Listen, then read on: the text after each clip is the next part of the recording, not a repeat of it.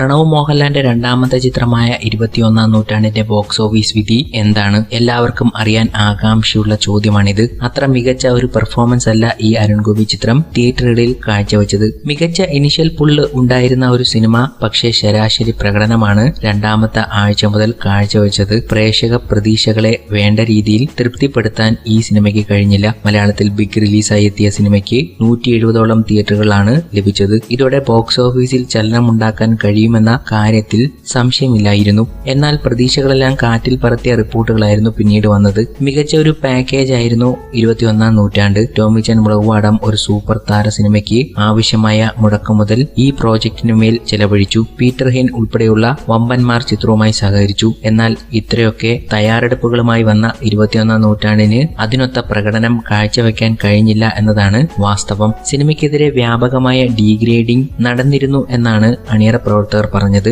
ആദ്യ ദിവസം ലഭിച്ച നെഗറ്റീവ് റിവ്യൂ സിനിമയുടെ മുന്നോട്ടുള്ള യാത്രയെ സാരമായി ബാധിച്ചു. കുറഞ്ഞ ദിവസങ്ങൾക്കുള്ളിൽ ചിത്രത്തിന് പ്രദർശനം അവസാനിപ്പിക്കേണ്ടിയും വന്നിരുന്നു. കേരള ബോക്സ് ഓഫീസിലെ അടക്കം കളക്ഷൻ ഇതുവരെ അണിയറ പ്രവർത്തകർ പുറത്തുവിട്ടിട്ടില്ല. വളരെ മോശം കളക്ഷനാണ് നേടിയതെന്നും സൂചനകളുണ്ട്. തിരക്കഥയാണ് ഈ സിനിമയുടെ വലിയ പ്രകടനത്തിന് കുഴപ്പമായത്. കെട്ടുറപ്പില്ലാത്ത തിരക്കഥയും നല്ല മുഹൂർത്തങ്ങളും മികച്ച സംഭാഷണങ്ങളും ഇല്ലാതെ പോയതാണ് സിനിമയെ ഒരു ശരാശരി പ്രകടനത്തിലേക്ക് ഒതുക്കിയത്.